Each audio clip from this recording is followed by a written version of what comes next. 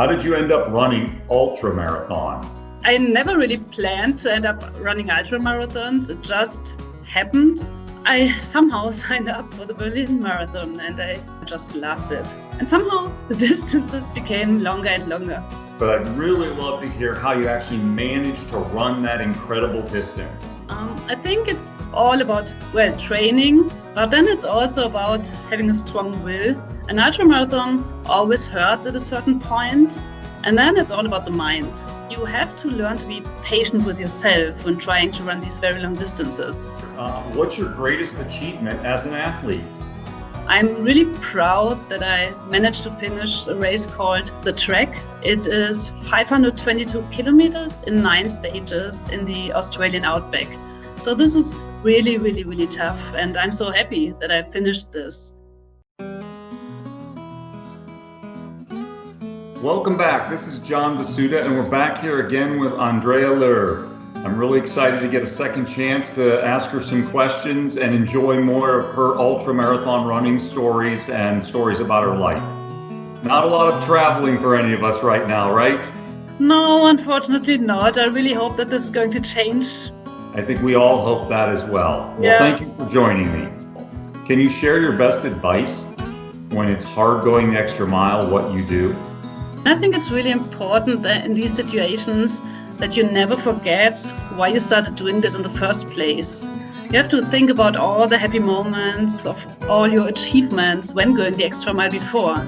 You have to think about your goals and your dreams and imagine how happy you will be when you reach these. And you will reach them because you managed to get through this hard moment right now.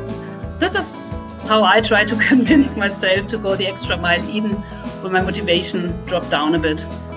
So what role does our JM core values of people, passion, perform, and protect play in your sport, Andrea? Oh, I really can say that all 4 core values play a huge role in my sport. Let me start with perform. Perform probably is self-evident. I have to perform if I want to reach my goals and if I want to go the extra mile. I definitely need passion. Without passion, I would never ever have finished one single ultramarathon. Protect is really important for me as well. I need to protect myself and my body during these races. People is really the most important thing for me. I met so many fascinating and wonderful people during my runs all over the world. I met friends with crazy people from different countries. I would never ever have met these without our common passion. Well, here we go, passion again. We help each other during these long races. We motivate each other. We suffer, we cry, and we laugh together.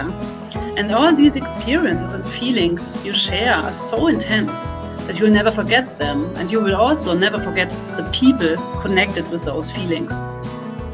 Sounds like a lot of your ultra marathon running is very similar to what we do every day at JM, where we always use our core values of people, passion, perform, and protect. Thank you for sharing that story with us. Which effects has the current pandemic had on your sports and activities? Oh, it really, really had effects, as you can imagine. Many races I had planned to do this year had been cancelled. It started in March with the Barcelona Marathon and a marathon in Tunisia, and then several smaller races in the following weeks and months and also my personal highlight this year had been cancelled.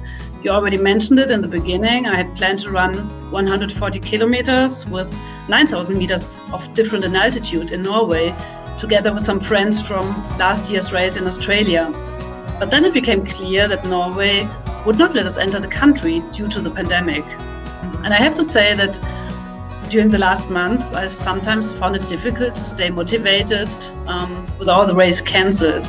So I started doing virtual races where you had to run a certain distance and you have to prove it with your Garmin or whatever device you're using. But at least these kind of virtual races really helped me staying motivated and going out for a run, say 4, 5, sometimes 6 times a week.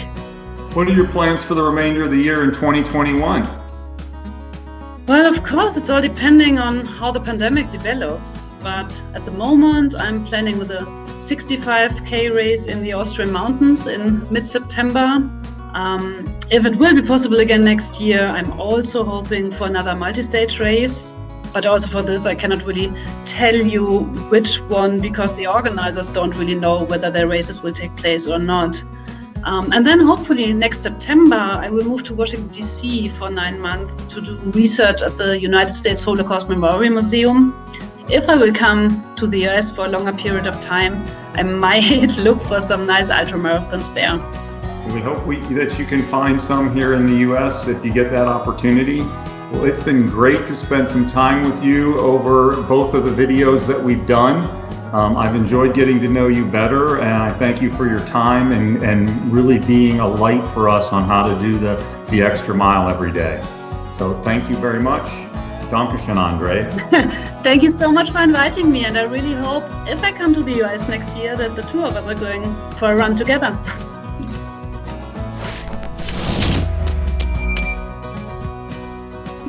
Oh, you're going to have to shorten your expectations. Let's see. And we'll avoid the desert.